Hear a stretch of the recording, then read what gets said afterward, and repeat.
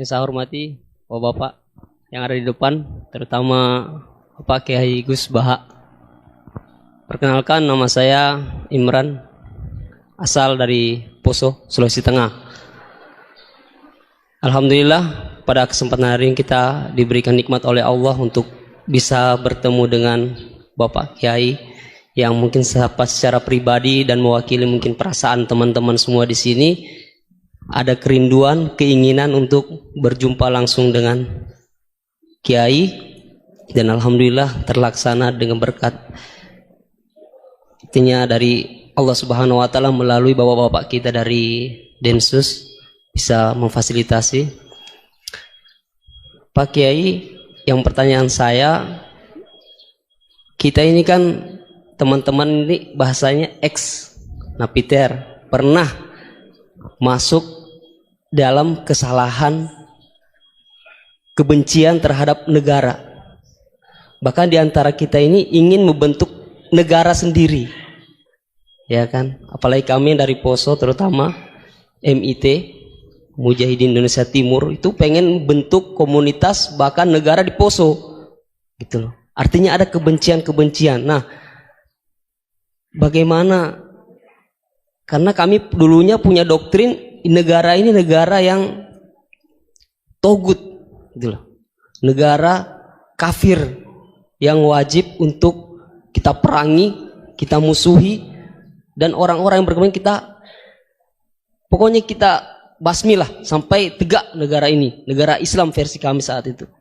Nah, mungkin ada pesan atau ujangan nasihat untuk kami ini untuk semakin kuat, ataupun ada kisah-kisah ataupun ayat-ayat yang menjelaskan bagaimana kita itu harus sungguh-sungguh mencintai negara kita yang kita cintai ini.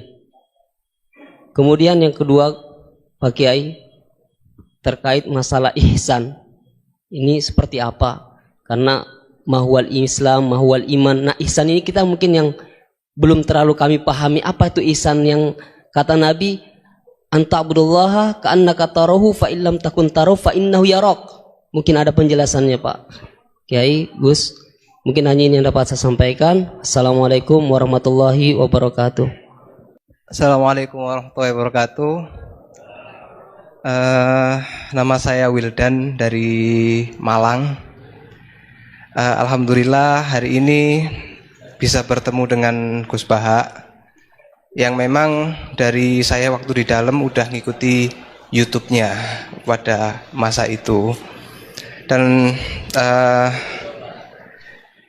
di sini Gus mungkin terdiri dari banyak saudara-saudara kita yang dari berbagai tempat, berbagai karakter dan berbagai sifat.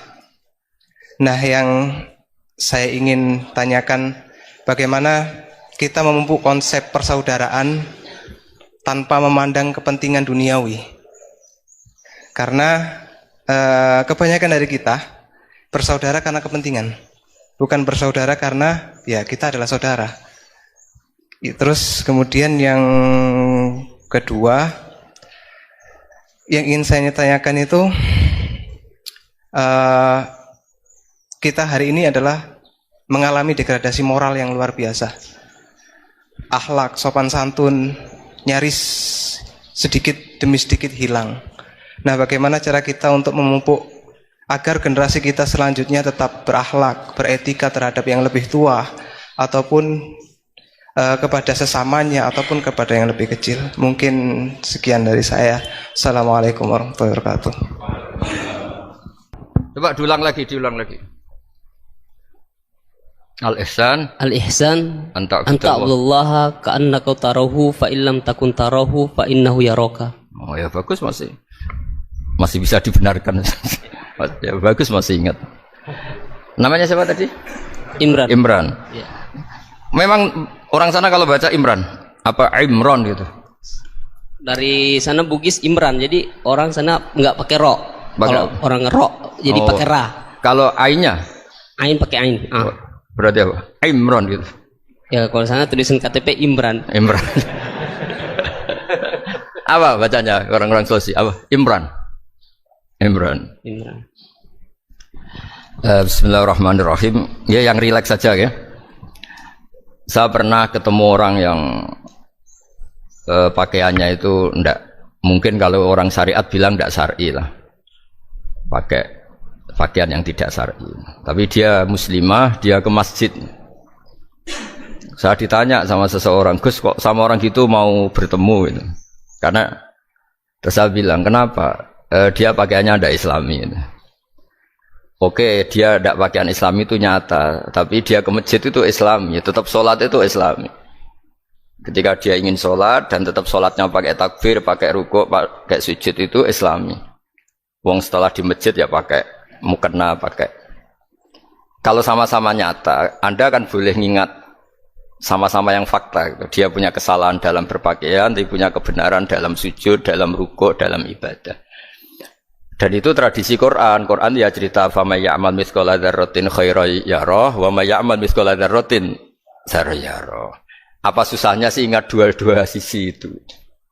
Sama bernegara atau bertetangga. Kita bayangkan jangan bernegara dulu, terlalu luas, bertetangga saja. Ukuran karena nanti sama, bernegara sama bertetangga itu hadisnya sama.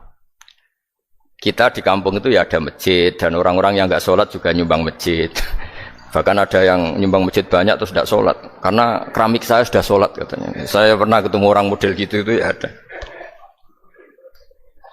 Jadi, tapi ada juga yang sholat terus tapi nggak pernah nyumbang masjid. Ya orang banyak. Intinya itu Allah itu punya tradisi, punya sunnatullah. Kebaikan ya dihitung, kejelekan juga dihitung. Dulu ketika Rasulullah SAW hidup bersama komunitas yang majmu', itu sebetulnya permintaannya Nabi jangan halangi kami saat mau beribadah. Dulu sampai perang karena mereka menghalangi. Sebenarnya problem mereka wa yasudduna an sabilillah, menghalangi. Sebenarnya kalau dulu saling toleransi ya enggak ada masalah. Artinya ketika Anda ingin sholat di Indonesia enggak dihalangi, ingin pengajian enggak dihalangi, sebenarnya ini enggak ada masalah.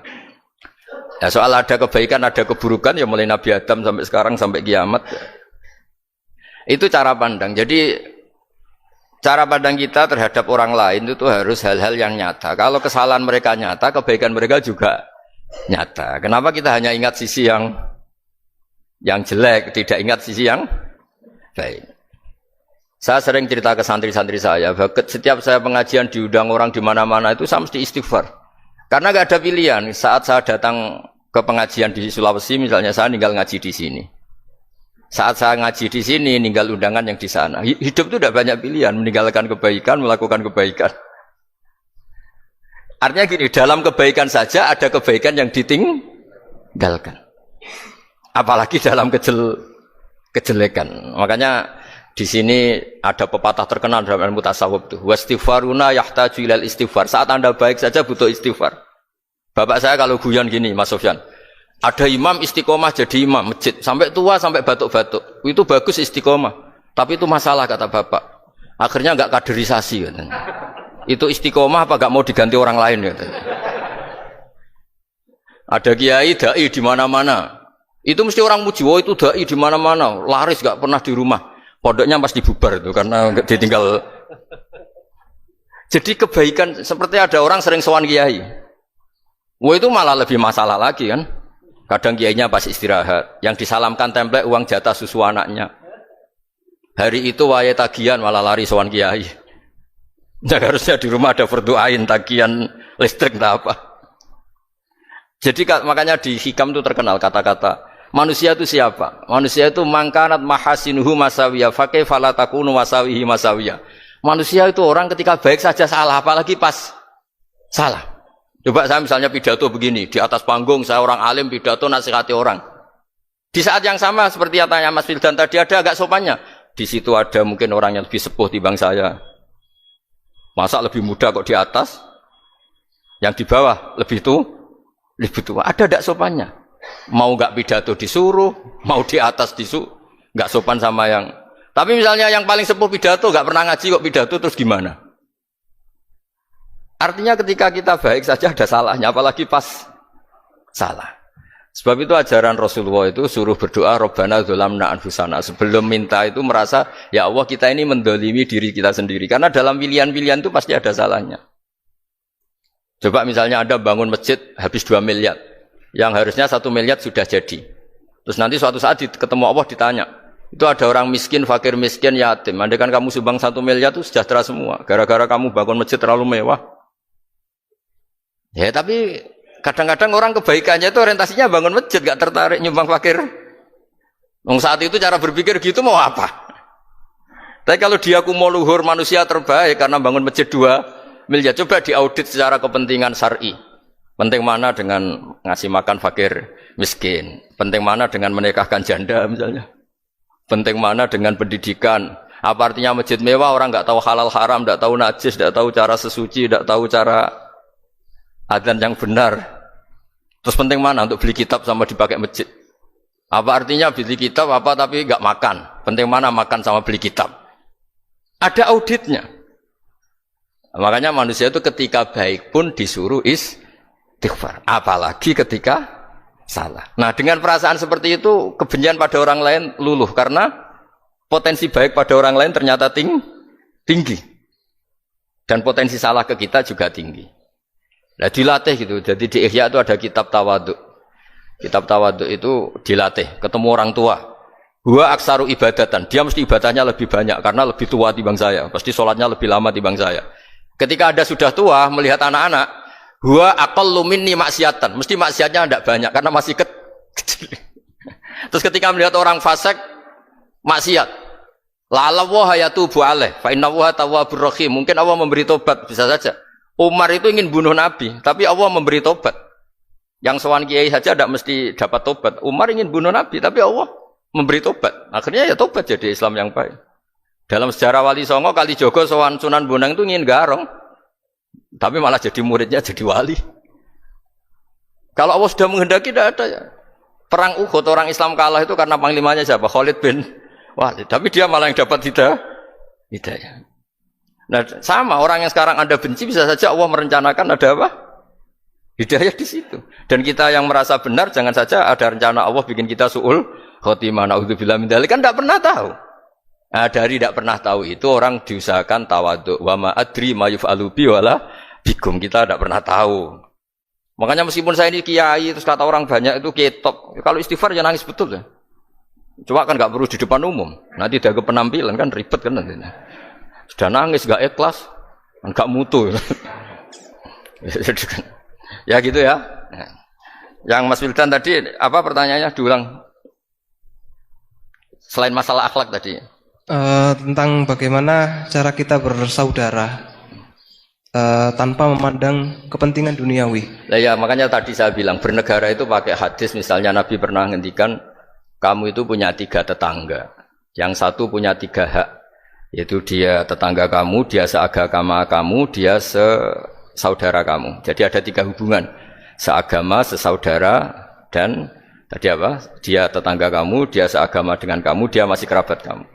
Terus ada tetangga yang punya 2 hak. Yaitu dia tetanggamu, seagama dengan kamu, tapi tidak sekeluarga dengan kamu. Terus ada tetangga yang punya 1 hak. Dia tidak keluarga kamu, dia tidak seagama dengan kamu, tapi tetap punya hak karena itu tetangga kamu. Dan itu kata Nabi semuanya berhak kamu baikin karena ada hakul jar. Makanya dulu doa ada bil kubri itu ceritanya sederhana. Ada seorang perempuan Yahudi ya, sowan Sayyidah Aisyah. Kalau sowan ya dikasih uang sama Sayyidah Aisyah. Padahal Yahudi ya. Ketika dikasih uang, terus si Yahudi tadi semoga engkau diselamatkan dari siksa kubur. Zaman itu Sayyidah Aisyah belum dengar hadis tentang siksa kubur. Setelah Rasulullah datang, saya tadi diminta didoain ya saya terima karena saya enggak percaya. Terus Nabi ngendikan itu benar adanya siksa kubur. Ketika komunitas Yahudi di Madinah itu puasa Asyura, Nabi coba tanyakan mereka, kenapa puasa Asyura? Padahal orang Yahudi. Oh, terus setelah ditanya, yaumun najjawahu fihi Musa, itu hari di mana Allah menyelamatkan Nabi Musa, kata orang Yahudi.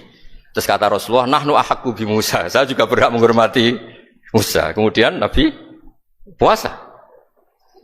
Suatu saat lagi ada orang Yahudi datang, ya Rasulullah, ya Muhammad, manggilnya ya Abul Qasim karena orang Yahudi, ya Abul Qasim, Nanti nasib langit bumi ini di mana? Manusia yang sudah mati-mati di mana ketika bumi dihancurkan? Mayat-mayat yang sudah di kuburan di mana?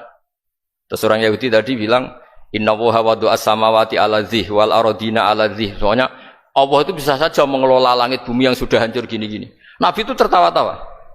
Dalam sebuah riwayat disebut hatta badat nawajidu. Tertawanya Nabi itu lepas sampai giginya kelihatan.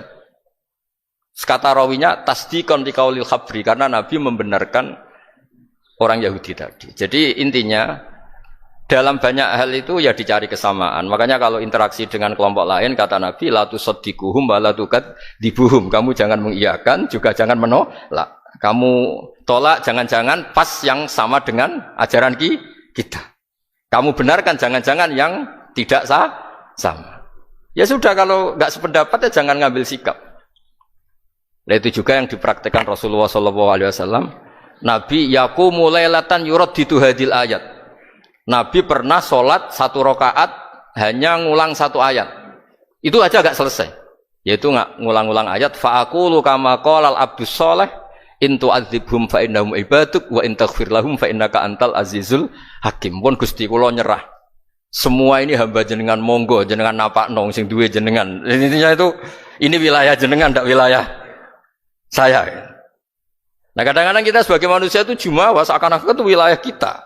Kita nyiksa terserah kita, mengampuni ya terserah kita. Padahal tidak milik kita. Dunia ini milik Allah Subhanahu wa Ta'ala.